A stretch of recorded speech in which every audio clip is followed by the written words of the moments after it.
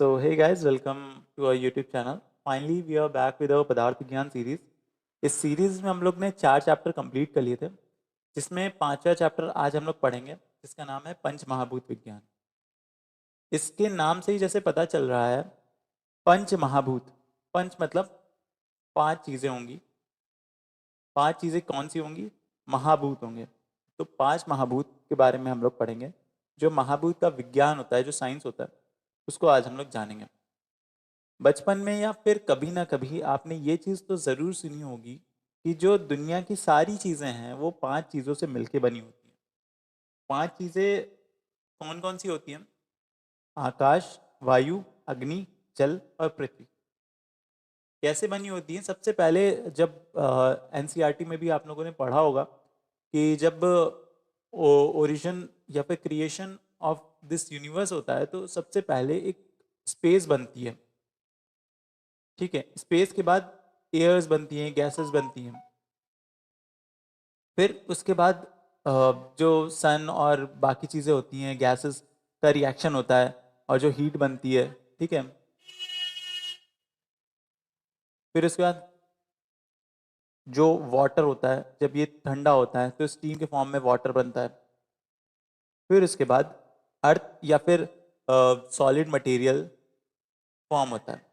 ठीक है, तो ये जो क्रिएशन है यूनिवर्स का, उसमें भी हम लोगों को साफ साफ चीज़ें दिखती हैं कि सबसे पहले आकाश बना, फिर वायु बना, फिर अग्नि बना, फिर जल और फिर पृथ्वी। ठीक है, तो इस तरीके से 5 महाभूतों से पूरी दुनिया बनी है। तो आज हम लोग उसी के साइंस को पढ़ेंगे इन आयुर्वेद। तो चलिए देखते हैं कौन कौन सी चीज़ें हैं जो एनसीएस हमने हम लोगों को दे रखी हैं सिलेबस में, जो हम लोग को पढ़नी है। तो सबसे पहले पंच महाभूत, वेरियस थ्योरी रिगार्डिंग क्रिएशन की कौन कौन सी थ्योरी हैं। फिर उसके बाद मतलब जो भी दर्शन है अलग अलग, उनके अनुसार कैसे हैं। तैत्तिरीयोपनिषद के अनुसार किस तरीके से है, चरक, सुश्रुत, शंकराचार्य। फिर पंच महाभूत के लक्षण, क्वालिटीज ऑफ ईच महाभूत हम लोगों को पढ़नी है। तो हम लोग पहला पार्ट इसमें इस वीडियो में कर लेंगे और दूसरा पार्ट दूसरी वीडियो में कर लेंगे, जस्ट बिकॉज ये चैप्टर थोड़ा सा बड़ा है। अगर हम लोग इसे एक ही वीडियो में करने की कोशिश करेंगे तो ये चैप्टर या वीडियो लॉन्ग हो जाएगी, जिसको एक बार में देखना थोड़ा सा मुश्किल होता है, क्योंकि एक वक्त पे आ जाता है सैचुरेशन पढ़ते पढ़ते। इसलिए 2 वीडियोस में हम लोग इसको करेंगे। फिर उसके बाद आगे देखते हैं कि इस चैप्टर में कौन कौन सी चीज़ें हैं जो हम लोग अभी पढ़ेंगे। तो सबसे पहले आता है भूत के लक्षण। तो हम लोगों को पंच महाभूत के बारे में पढ़ना है, महाभूत के बारे में पढ़ना है, तो ये तो पता होना चाहिए कि महाभूत किस चीज़ से मिलके बना है। तो जो महाभूत होता है वो भूत से बनता है। ठीक है, कैसे बनता है हम लोग पढ़ेंगे। सबसे पहले इसमें पहला जो लाइन है, इसमें दर्शन के बारे में बताया गया है कि दर्शन की उत्पत्ति कैसे हुई है, क्योंकि हम लोग को दर्शन के अकॉर्डिंग भी चीज़ें देखनी है कि किस दर्शन ने किस तरीके से सृष्टि उत्पत्ति क्रम बताया था। तो बस ये एक इंट्रोडक्शन है दर्शन शब्द का। ये आपने दर्शन चैप्टर में भी पढ़ा होगा, चैप्टर नंबर 2 में। यहाँ पे भी एक बार देख लीजिए। फिर इसके बाद भूत का लक्षण है, भवंती उदयन्ते येभ्यः सम्यक इति भूतानि। मतलब जिससे किसी की उत्पत्ति होती है उसे भूत कहते हैं। जैसे कोई भी चीज़ है इस यूनिवर्स में, या फिर इनफैक्ट हम ही लोग हैं जो ह्यूमंस हैं, उनकी भी उत्पत्ति इस पंच महाभूत से ही हुई है। हम लोग भी कहते नहीं है कि मिट्टी से आए हैं मिट्टी में जाएंगे, तो वो मिट्टी ही पंच महाभूत के बारे में बताती है, पंच महाभूत को डिनोट करती है। आकाश, वायु, अग्नि, जल और पृथ्वी, ये पूरा नेचर है जिस नेचर से हम लोग बने हैं। फिर ये जो लाइन है, इसका यही मतलब है कि किसी भी चीज़ की जिस चीज़ से उत्पत्ति होती है वो भूत कहलाता है। ठीक है, शब्द, स्पर्श, रूप, रस और गंध। शब्द मतलब कह सकते हैं साउंड। ठीक है, स्पर्श, स्पर्श सिंपली कह सकते हैं टच। रूप मतलब देखना, ठीक है, सी करना, वॉच करना। रस मतलब टेस्ट करना, और गंध मतलब स्मेल करना। ठीक है, इसका इस तरीके से सिंपल मतलब आप समझ सकते हैं कि शब्द, स्पर्श, रूप, रस, गंध का क्या मतलब है। ये गुण होते हैं, 5 गुण। ठीक है, इसके बारे में हम लोग और डिटेल में अभी आगे पढ़ेंगे, ठीक है। फिर चलते हैं आगे, देखते हैं और कौन कौन सी चीजें हैं। तो पंच महाभूत के लक्षण हैं बाहिरेंद्रिय गाह्य विश्वत्वम भूतवम और बाहिरेंद्रिय गाह्य विश्वत्वम महाभूतत्वम, ठीक है। बाहिरेंद्रिय द्वारा जो गाह्य विषय होता है, गाह्य मतलब जो हम लोग सेंस करते हैं, जो हम लोग मतलब ग्रहण करते हैं, तो ग्रहण को ही ग्राह्य विषय बोलते हैं। उसका जो विषय होता है वो भूत कहलाता है, और जो शब्दादि गुण होते हैं जिस चीज में रहते हैं उसे हम लोग महाभूत कहते हैं, ठीक है। ऐसे समझ सकते हैं कि अगर एक घर है, तो घर में जो ईंटें हैं, ठीक है, कई ईंटों से मिलके बना होगा, तो जो ईंटें हैं वो है भूत, ठीक है, ये है भूत।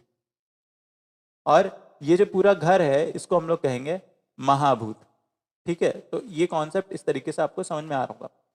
चीजें जैसे जैसे ये चैप्टर बढ़ेगा वैसे वैसे और क्लियर होती रहेंगी। फिर है पंच महाभूत के सत्वादि गुण। पंच महाभूत ये इस तरीके से लिखा है, बीच में थोड़ी स्पेलिंग मिस्टेक हो जाती है क्योंकि बहुत सारा कुछ लिखना होता है। तो पंच महाभूतों के सत्वादि गुण, जो सत्वादि गुण होते हैं, सत्वादि गुण पता है आपको क्या होता है? सत्व, रज और तम, ये तीन गुण होते हैं। त्रिगुण, त्रिगुण थ्योरी भी हम लोगों ने फर्स्ट चैप्टर में पढ़ी थी। त्रिगुण क्या होता है, त्रिदोष क्या होता है। तो अगर नहीं याद आ रहा है आपको तो आप जा सकते हैं फर्स्ट चैप्टर में, वीडियो देख सकते हैं, आपको चीजें क्लियर होंगी वहां पे ज्यादा अच्छे से। तो इसमें लिखा हुआ है कि तत्र सत्व बहुल बहुल आकाशम, रजो बहुलो वायु, सत्व रजो बहुलो अग्नि, सत्व तमो बहुल आपः और तमो बहुल पृथ्वी, ठीक है। तो ये इसका श्लोक है, बहुत इंपॉर्टेंट है, और ये आता है एग्जाम में, सीधे सीधे आता है कि सत्वादि गुण से रिलेशन बताइए पंच महाभूत का। तो आप इस तरीके से बता सकते हैं कि जो आकाश होता है, देखिए अब चीजें आ रही हैं, आकाश, वायु, अग्नि, जल और पृथ्वी, ठीक है। अब जो आकाश होता है उसमें सत्व की बहुल्यता होती है, मतलब सत्व गुण होता है।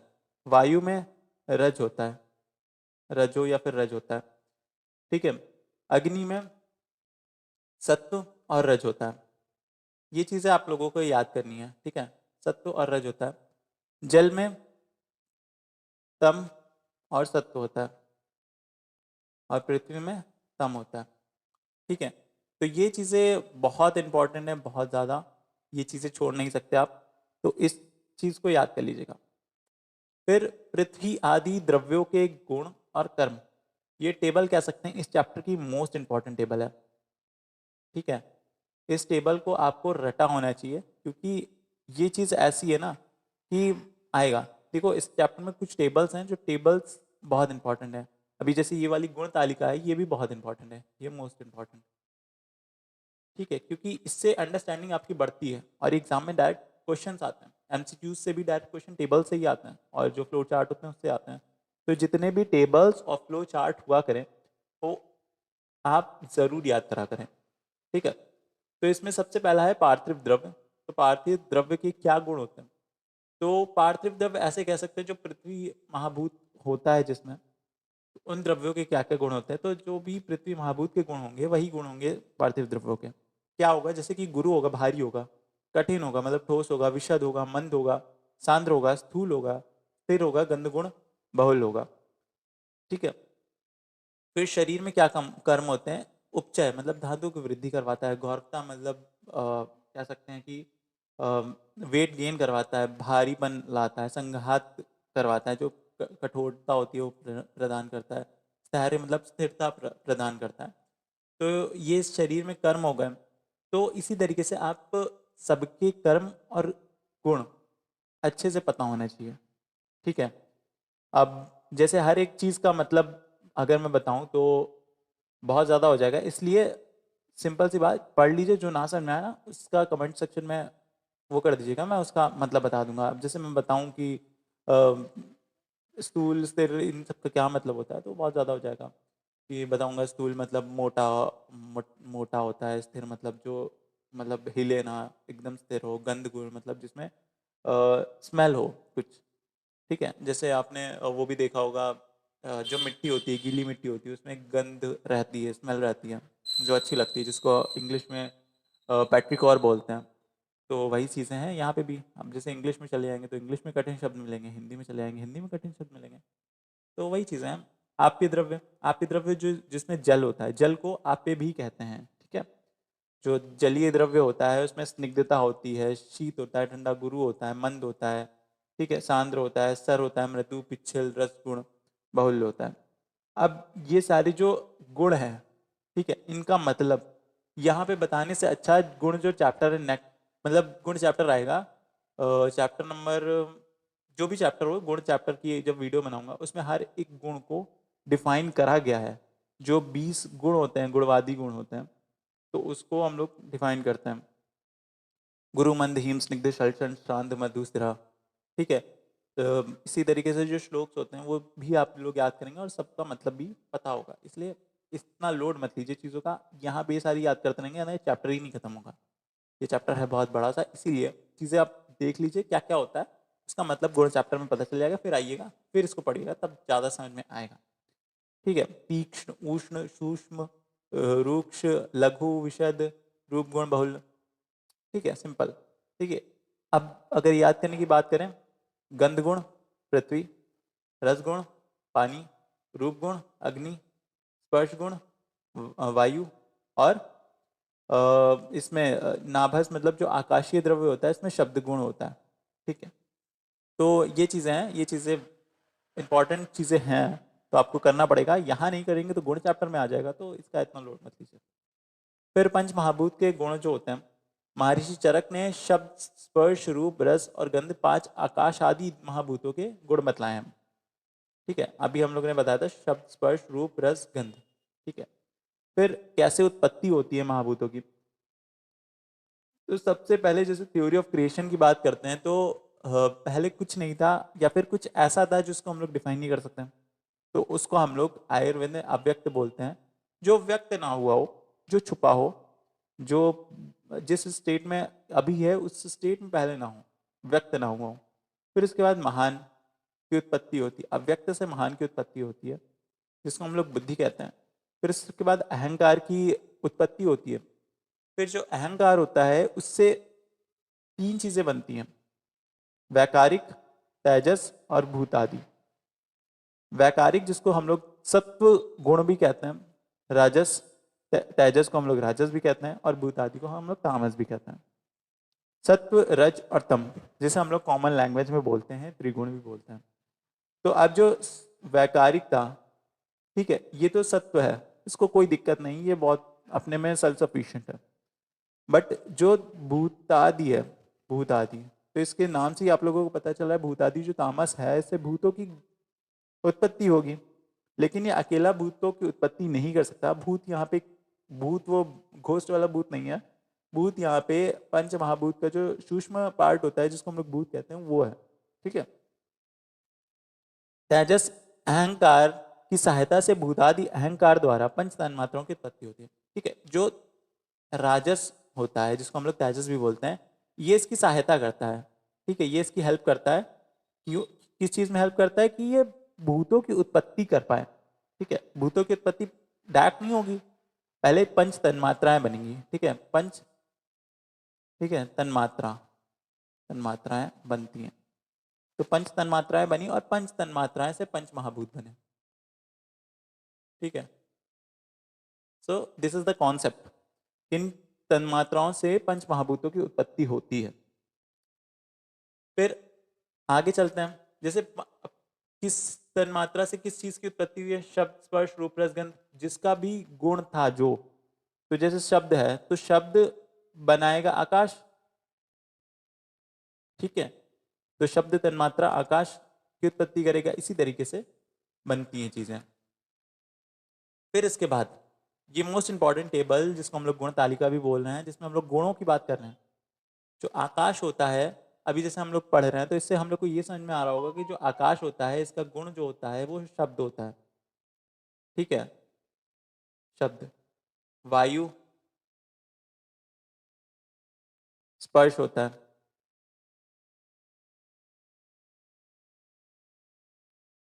अग्नि का रूप होता है। इस तरीके से सबके गुण की बात करी गई है कि आकाश का शब्द होता है, वायु का स्पर्श होता है, अग्नि का रूप होता है। तो वही चीज यहाँ पे बताई गई है कि जो पूर्व गुण है वो शब्द, स्पर्श, रूप, रस और गंध है सबकी। लेकिन जो पूर्वभूत गुण है, मतलब जो पहले के गुण है, तो आकाश में शब्द का तो गुण था ही, लेकिन इससे पहले कौन कोई गुण की बात करें तो नहीं, वो गुण नहीं था, इसीलिए यहाँ पे कोई गुण नहीं है। अब वायु की बात करें तो वायु में स्पर्श है, लेकिन इससे पहले किससे उत्पत्ति हुई है वायु की? आकाश से उत्पत्ति हुई है वायु की। तो जो आकाश का गुण होगा वो भी तो इसमें होगा ना। तो इसीलिए जो वायु होता है उसमें शब्द पूर्वभूत गुण होता है। अग्नि रूप, ठीक है। अब अग्नि किससे बनी है? वायु से, ठीक है। तो वायु किससे बनी है? आकाश से। तो दोनों के गुण होंगे ना अग्नि में। तो वही शब्द और स्पर्श, और इसका पूर्वभूत गुण ये है। मतलब पूर्वभूत क्या क्या कह सकते हैं? सीधे गुण बोल सकते हैं, जो विशेष गुण होता है इसको हम लोग विशेष गुण बोल रहे हैं। और पूर्वभूत जो पहले के भूत था उसका जो गुण है वो यहाँ पे बता रहे हैं। तो यहाँ पे नॉर्मल गुण कर दीजिए, पूर्वभूत शायद मिस टाइप हो गया, ठीक है। फिर उसके बाद लक्षण की बात करते हैं, तो इसी तरीके से आगे हम लोगों को पता है। फिर आकाश की बात करते हैं, तो इसका लक्षण होता है अस्पर्शत्व। अस्पर्शत्व मतलब जिस चीज को स्पर्श ना किया जा सके, ठीक है। अब जैसे आकाश है, स्पेस है, तो उसको हम लोग टच नहीं कर सकते। वायु है, वायु का लक्षण होता है कि चलत्व। चलत्व मतलब जो चल रहा है, जो चलने में मदद करता है, जो चलाता है। कहते हैं कि वायु जो होता है वही इस पूरी दुनिया को चला रहा है। अगर वायु महाभूत ना हो तो इस सृष्टि में प्रलय आ जाएगा, ठीक है। यही चीजें आपकी बुक में भी लिखी हुई हैं, बुक में आप जब पढ़ेंगे तो उसमें ये चीजें आप देखेंगे। फिर अग्नि की बात करते हैं, तो उष्णत्व आ जाता है। उष्ण मतलब होता है गर्म, ठीक है। ये भी मतलब जैसे उष्ण वाली चीज है, ये भी आप गुण में पढ़ेंगे। गुण चैप्टर जब आएगा तब उसमें देखेंगे उष्ण मतलब क्या होता है, शीत मतलब क्या होता है, स्निग्ध, चर्चन, शांत, मधु, स्त्र। तो ये सारी चीजें गुण चैप्टर में आएंगी। जल की बात करते हैं तो द्रवत्व, ठीक है, द्रवत्व। तो द्रवत्व मतलब जो फ्लूइड की तरह बहे उसको हम लोग जल कहते हैं, तो इसका लक्षण होता है। पृथ्वी की बात करें तो खरत्व, जो खर होता है, रफ होता है, ठीक है। तो ये चीजें थी लक्षण, गुण, पूर्वभूत गुण और सत्वादि गुण के बारे में। अब जैसे हम लोगों ने ये जो सत्वादि गुण जो थे त्रिगुण, उससे हम लोगों ने रिलेशन अभी देखा था, आकाश, वायु, अग्नि, जल, पृथ्वी। तो हम लोगों ने वहां भी देखा था कि वो इंपॉर्टेंट था, यहाँ पे भी इस टेबल में आ गया। तो इस टेबल में सब कुछ आपका क्लियर हो रहा है। तो ये table is one of the most important table. You should have to learn this table to get more marks in your exams, ठीक है। तो महाभूत के असाधारण लक्षण, तो अब जैसे हम लोग ने लक्षण देख लिए कि स्पर्शत्व, चलत्व, उष्णत्व, द्रवत्व और खरत्व इसके लक्षण थे। तो एक असाधारण लक्षण भी होता है जिसको हम लोग अप्रतिघात बोलते हैं, ठीक है। आकाश का स्पर्श ना होने से उसका प्रतिघात नहीं हो सकता। प्रतिघात उसी का होता है जिसमें स्पर्श होता है, ठीक है। अतः अप्रतिघात जो होता है आकाश का लक्षण कहा गया है, ठीक है। तो ये एक पॉइंट है जो आप पढ़ लीजिएगा। वैसे ये चीज आती नहीं है, हाँ, बट ये कि आपके एमसीक्यूज में आएगी, ठीक है, क्योंकि ये नॉर्मल से अलग है ना। तो जो चीज नॉर्मल से अलग होती है ना वो तो आती ही आती है। फिर महाभूतों का परस्पर अनुप्रवेश, ठीक है, ये टॉपिक आता है आपके लॉन्ग में, ठीक है। तो ये टॉपिक आप ध्यान से पढ़िएगा, क्योंकि या तो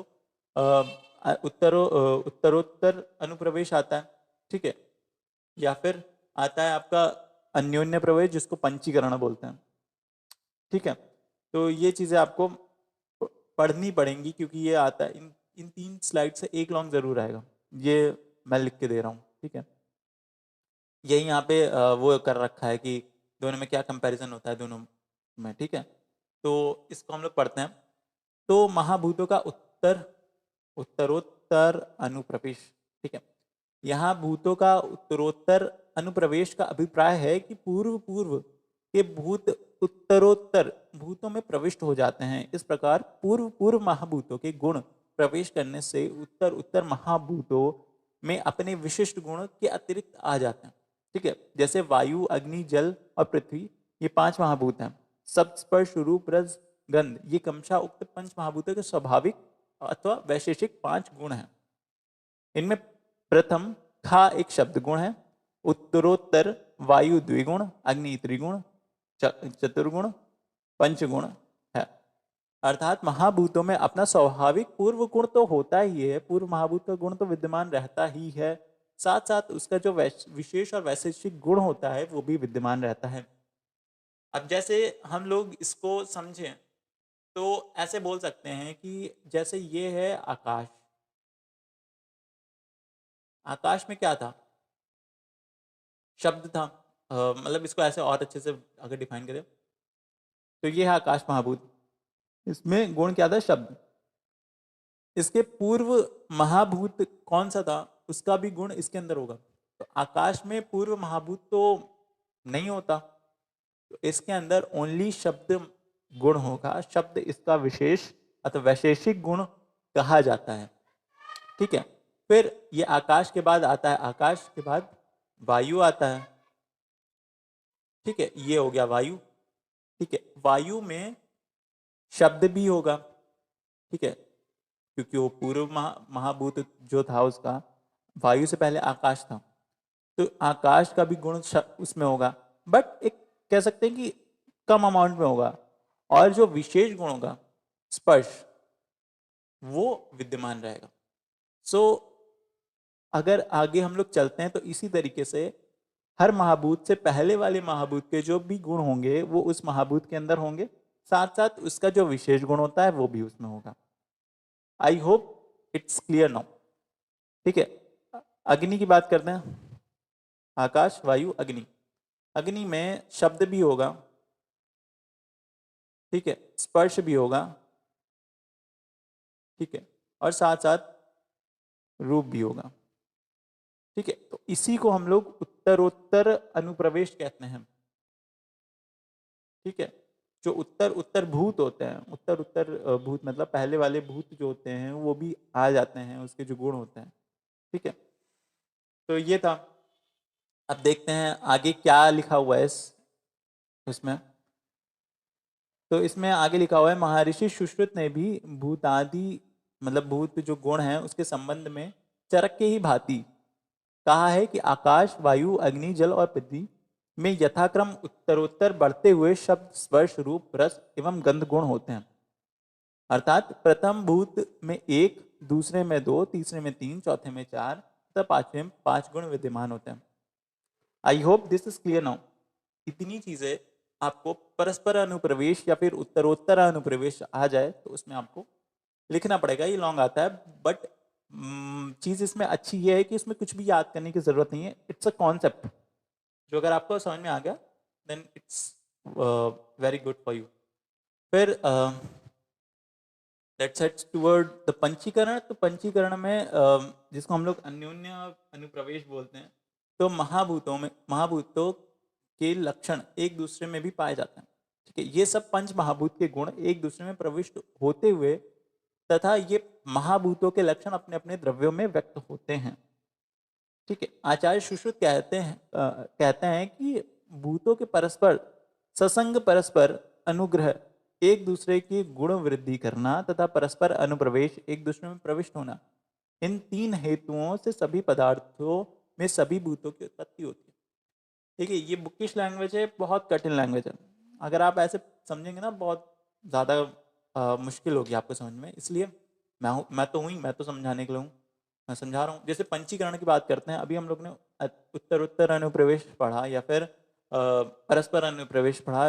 अब हम लोग पढ़ रहे हैं अन्योन्य अनुप्रवेश। इनके नाम में कंफ्यूज मत होइएगा, चीज़ें दिमाग में सेटल रखिएगा। अगर एग्जाम में आ गया बाय चांस कि अन्योन्य अनुप्रवेश लिख के आपने परस्पर अनुप्रवेश लिख दिया तो आपका गलत हो जाएगा क्वेश्चन।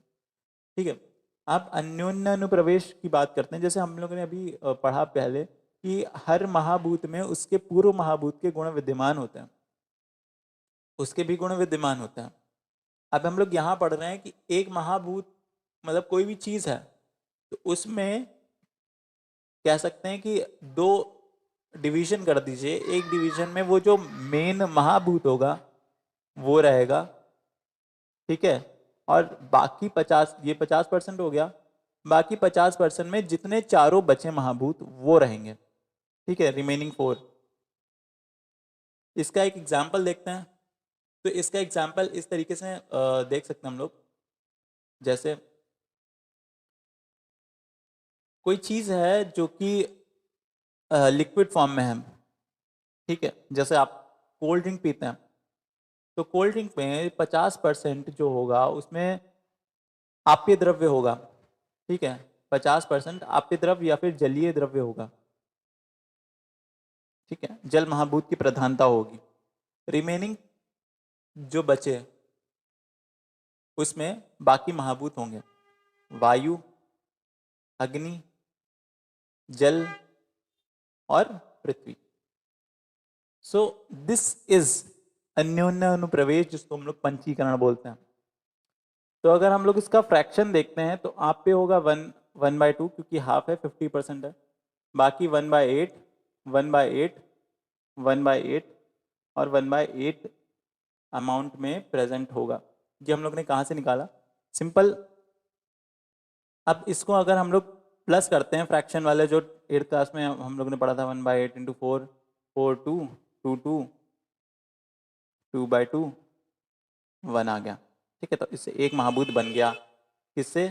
सारे महाभूतों से मिलके, ठीक है। तो ये चीज हम लोग बोल रहे हैं कि पंचीकरण है, ठीक है। अब आगे देखते हैं कि कौन कौन सी चीजें हैं इसके अलावा जो इसमें लिखी हुई हैं स्लाइड में।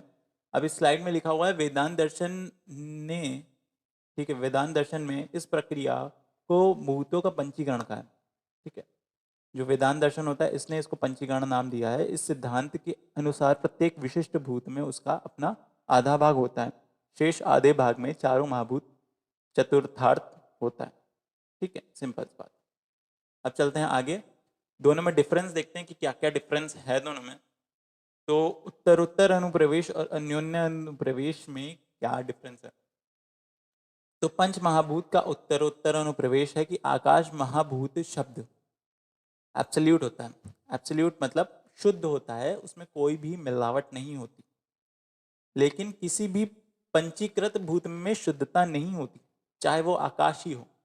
आकाश महाभूत की अगर बात करते हैं तो आकाश महाभूत में आकाश महाभूत तो होगा ही होगा, साथ साथ अन्य महाभूत भी प्रेजेंट होंगे, ठीक है। इसीलिए जो आकाश महाभूत वाली चीजें होती हैं उनको भी हम लोग कहते हैं कि वो भी पंच भौतिक हैं, ठीक है। केवल पृथ्वी महाभूत में ही 5 महाभूत विद्यमान रहते हैं इसमें, ठीक है। इसमें बता रहे हैं कि जो पृथ्वी महाभूत है उसी में खाली 5 गुण होते हैं, गुणों के, पांचों महाभूतों के गुण विद्यमान रहते हैं। इसमें लिखे हैं कि पांचों महाभूतों में पांचों महाभूत विद्यमान रहते हैं, परस्पर अनुप्रविष्ट होता है, ठीक है, सिंपल सी बात। पूर्वभूत उत्तर में प्रवेश तो करते हैं, परंतु उत्तर भूत पूर्व में नहीं करते। मतलब जैसे कि जो आगे वाला होता है, आकाश वायु में तो आता है लेकिन वायु आकाश में नहीं आता, ठीक है। तो ये चीज यहाँ बताई गई है। लेकिन इसमें बताया गया है कि उत्तर मतलब जो आगे होते हैं वो महाभूत भी पूर्व महाभूत में प्रवेश करते हैं, फिर केवल पूर्वभूत उत्तर की सहायता करते हैं। इसमें लिखा हुआ है सभी भूत परस्पर एक दूसरे की सहायता करते हैं। फिर है महाभूत एक दूसरे से मिले नहीं होते। इसमें लिखा हुआ है महाभूत परस्पर एक दूसरे से मिले हुए होते हैं, परस्पर संसर्गत होते हैं। इसमें ऐसा नहीं होता। क्या नहीं होता? प्रत्येक विशिष्ट भूत में उसका अपना आधा भाग होता है, चारों महाभूत में चतुर्थार्थ होता है, 1/4 1/4 1/4, फिर 1/8 1/8 1/8 कह सकते हैं। मतलब यहाँ पे ये जो बता रहे हैं कि ये है फ्रैक्शन, इसमें आधा ये है, और 1/4 में यहाँ पे इसका इसका जो होगा इसका, ठीक है, इसका 1/4 में हर महाभूत होगा। जैसे किसी को भी करते हैं ना, उसके 4 भाग करते हैं तो ये 1/4 हो जाता है। तो यहाँ पे इसको एक मान लिया, ठीक है, इसका 1/4 बता रहे हैं। अगर टोटल का लेते तो टोटल में जो हर महाभूत का कंट्रीब्यूशन होता है वो 1/8 होता है, ठीक है। तो इस चीज़ में कंफ्यूज मत होइएगा कि यहाँ पे 1/4 लिखा हुआ है, आपने तो बताया 1/8 होता है, तो इसलिए होता है, ठीक है। फिर आगे चलते हैं कि उत्तरोत्तर अनुप्रवेश के सिद्धांत के चरक और सुश्रुत दोनों ने स्वीकार करा है, चरक है यहाँ पे, स्पेलिंग मिस्टेक एज ऑब्वियस, चरक और सुश्रुत दोनों ने स्वीकार करा है। और अन्योन्य प्रवेश के सिद्धांत को सुश्रुत ने वेदांत दर्शन जैसे स्वीकार किया। उत्तरोत्तर अनुप्रवेश तन्मात्रा संज्ञक सूक्ष्म भूत में मानना चाहिए, जो सूक्ष्म भूत होते हैं उसमें मानना चाहिए, और अन्योन्य प्रवेश रूप पंचीकरण तन्मात्राओं से विकसित भूत परमाणुओं में मानना चाहिए। ठीक है, तो ये इन दोनों में डिफरेंसेस थे जो आप लोगों ने देखे। अब हम लोग आगे देखते हैं कि कौन कौन से और चीज़ें हैं। तो उत्तरोत्तर अनुप्रवेश में बता रहे कि शब्द तन्मात्रा होता है आकाश में, वायु तन्मात्रा और दो स्पर्श तन्मात्रा से बनता है वायु, स्पर्श तन्मात्रा और स्पर्श एक स्पर्श तन्मात्रा, एक रूप तन्मात्रा अग्नि। ठीक है, ये नॉर्मल चीज़ें हैं, वही लिखा हुआ है। फिर अन्योन्य और परस्पर अनुप्रवेश की बात करते तो आकाश महाभूत आधा शब्द, बाकी 1/8 चीज़ें हैं।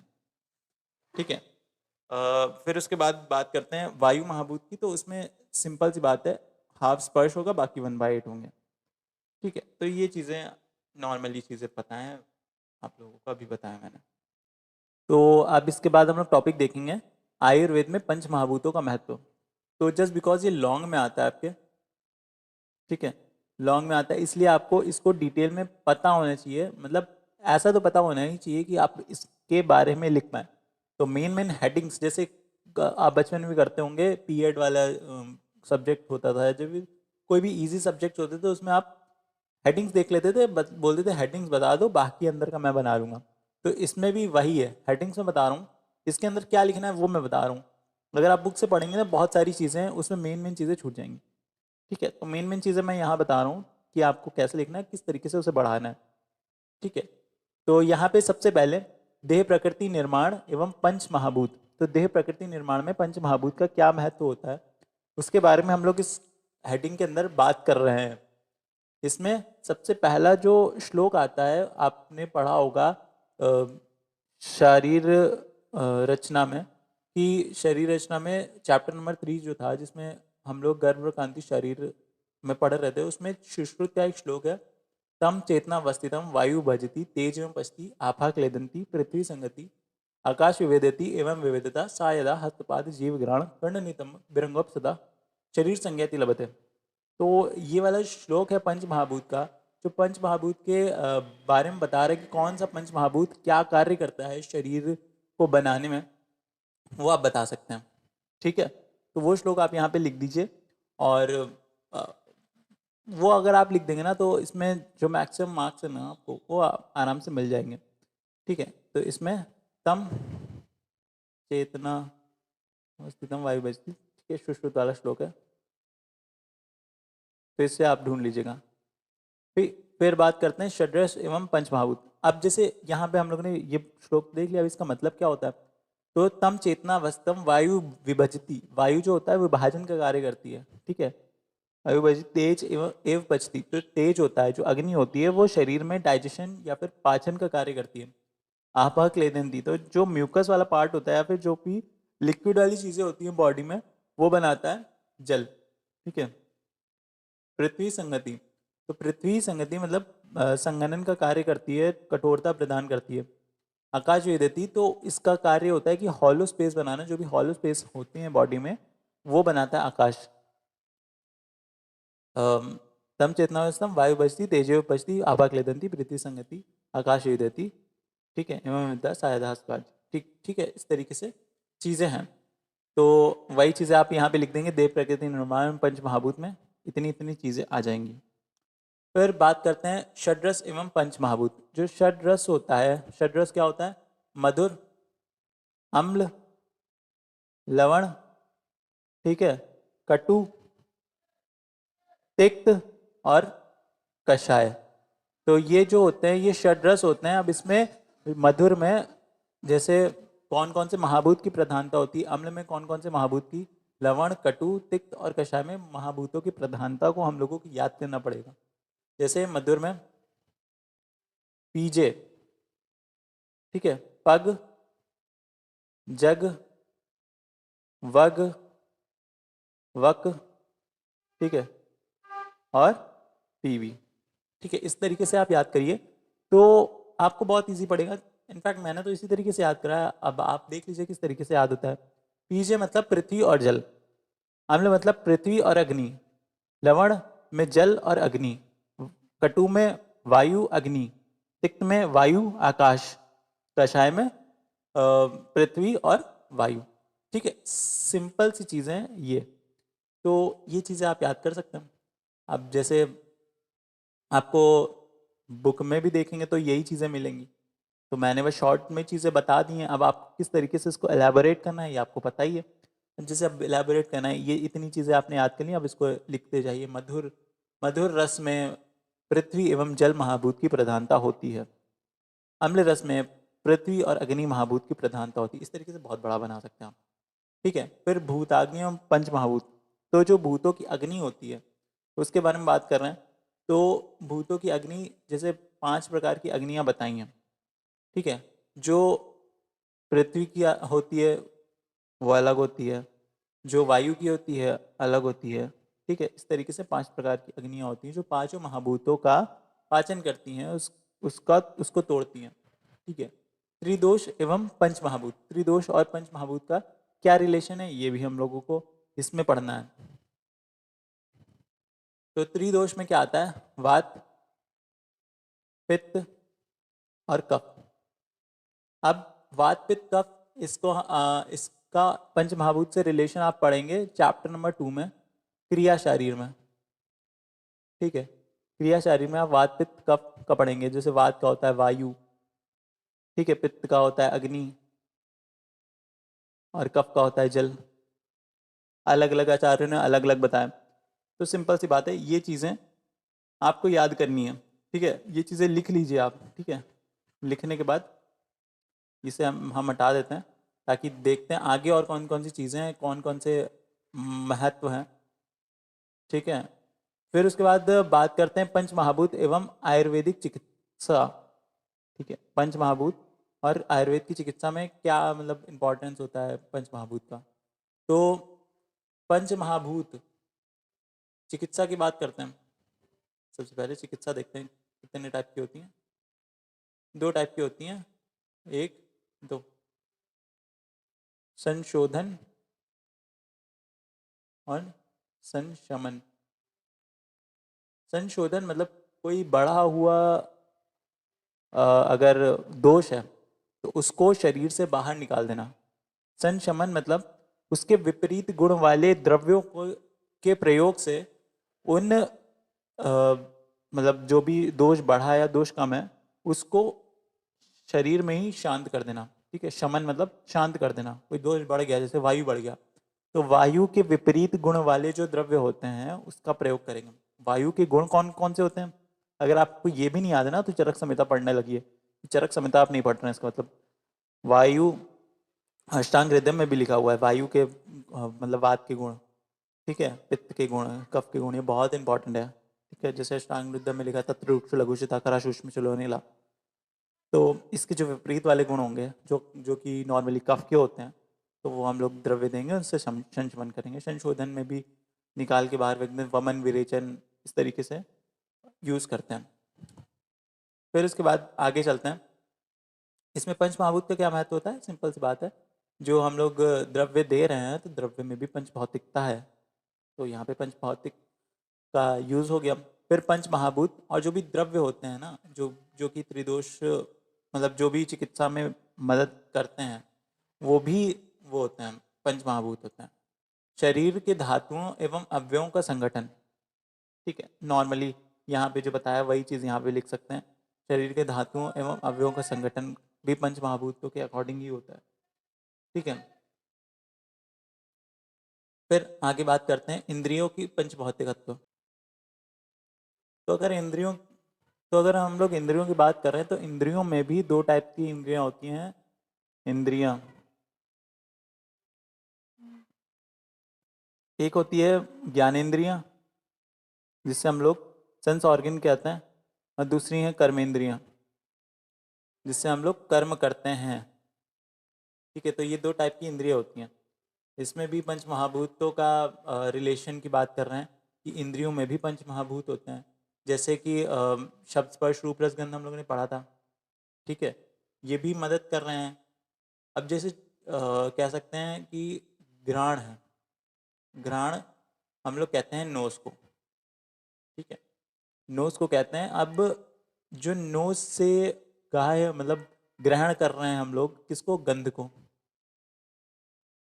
गंध किसका गुण है, पृथ्वी का। तो इससे हम लोग इस तरीके से रिलेशन बता सकते हैं कि पृथ्वी की मदद से ही हम लोग स्मेल कर पा रहे हैं। अगर पृथ्वी महाभूत ना होता तो इस धरती पे, इस दुनिया में स्मेल ही नहीं होती, ठीक है। तो अगर स्मेल जहाँ पे भी पृथ्वी महाभूत है वहाँ पे स्मेल है, ठीक है। तो इस तरीके से कोरिलेट कर सकते हैं आप।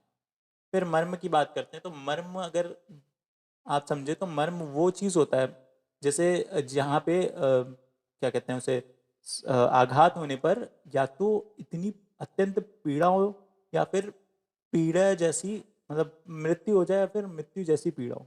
सिंपल सी बात है, ये कह सकते हैं। तो मर्म जैसे शरीर में कुछ कुछ पॉइंट्स होते हैं, जैसे श्रृंगाटक होता है जो दोनों यहाँ फोरहेड में होता है, ठीक है, हृदय हो गया, वस्ती हो गया, जहाँ पे मतलब कुछ कुछ ऐसी जगह होती है ना जहाँ पे अगर प्रहार हो जाए ना तो इंसान की मृत्यु हो जाती है। जैसे अगर हार्ट में किसी को चोट लग गई ना तो सीधे ऊपर ही जाता है। तो वही चीज़ें उसी को, उतनी पॉइंट्स को कहते हैं मर्म, ठीक है। नाभि हो गया, वो भी एक मर्म होता है। इस तरीके से बहुत सारे मर्म होते हैं। अब आप इसको रचना शरीर में चैप्टर आएगा मर्म, ठीक है। तो मर्म में आप इसको अच्छे से पढ़ेंगे। इसमें बस इतना याद रखिए कि 5 टाइप के मर्म होते हैं। सद्यह प्राणहर मर्म, कालांतरण प्राणहर मर्म, विशल्य घन प्राणहर मर्म, वैकल्निकर और उजाकर मर्म।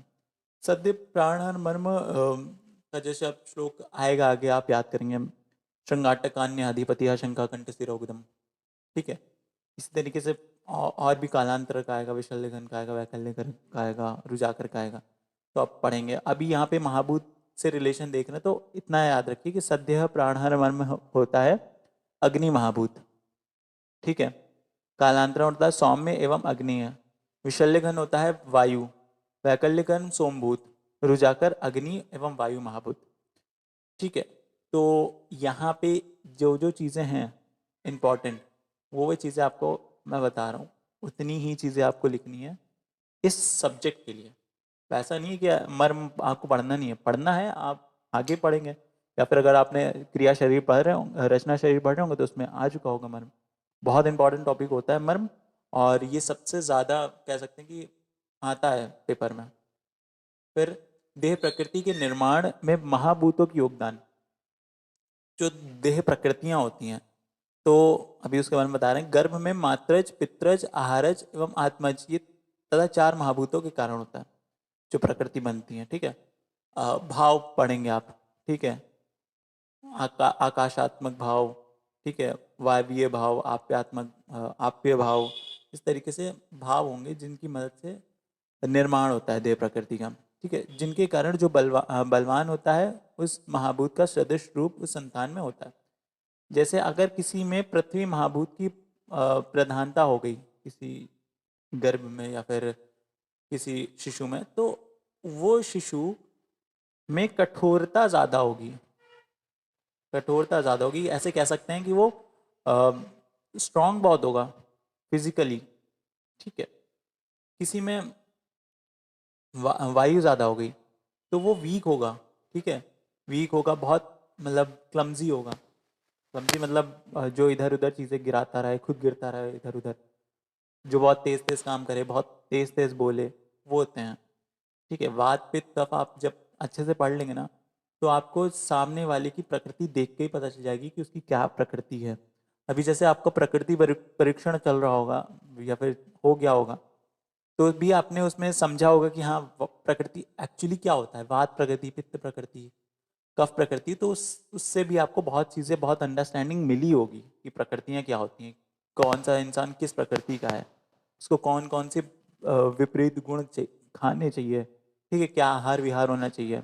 और जिस प्रकृति का, जैसे जो इंसान होता है उसको उस प्रकृति मतलब उस दोष से कोई दिक्कत नहीं होती। जैसे कोई सांप होता है तो उसके अंदर विष होता है, लेकिन वो विष उस सांप को हानि नहीं पहुंचाता।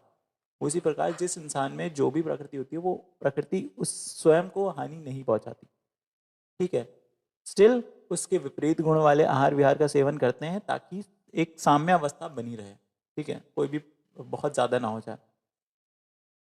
महर्षि सुश्रुत ने शरीर के वर्ण के साथ महाभूतों के का स्पष्ट संबंध बताया है। इन पांचों महाभूत में तेज धातु सब प्रकार के वर्णों की उत्पत्ति का कारण होती है। देखो जो तेज धातु होती है, ठीक है, उस क्या होता है, सारी प्रकार के वर्णों की उत्पत्ति का कारण होती है। यह तेज धातु जब वर्ण मतलब कलर, ठीक है, गर्भोत्पत्ति काल में जल धातु प्रधान होती है, ठीक है, तब गर्भ का गौर वर्ण होता है, गौर मतलब गोरा होता है, ठीक है। जब तेज धातु पृथ्वी धातु के साथ होती है तब कृष्ण वर्ण होता है, कृष्ण मतलब काला।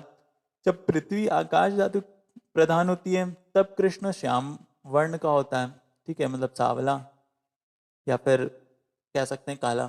जब जल और आकाश धातु की बहुल्यता होती है गौर श्याम वर्ण का होता है, मतलब सांवला या फिर थोड़ा सा नॉर्मल जो इंडियन कलर होता है। तो ये चीज़ें थी। अब जैसे ये सारे आपने महत्व पढ़ लिए कि आयुर्वेद में पंच महाभूतों का क्या महत्व है। इसके बाद हम हर एक महाभूत को अलग से पढ़ेंगे। जैसे आकाश महाभूत को अलग से पढ़ेंगे कि आकाश महाभूत क्या होता है, किस तरीके से बनता है। वायु को भी पढ़ेंगे, अग्नि, जल, पृथ्वी, इन सबको हम लोग अलग अलग पढ़ेंगे नेक्स्ट वीडियो में। इस वीडियो के लिए इतना ही, मिलते हैं आपसे नेक्स्ट वीडियो में। अगर आपको ये लेक्चर पसंद आया हो तो सब्सक्राइब कर दीजिए चैनल को और शेयर करिएगा जितना ज़्यादा आप कर सकते हैं, ठीक है। बाकी अगर अच्छा लग रहा होगा तो आप ज़रूर करेंगे। मिलते हैं आपसे नेक्स्ट वीडियो में, तब तक के लिए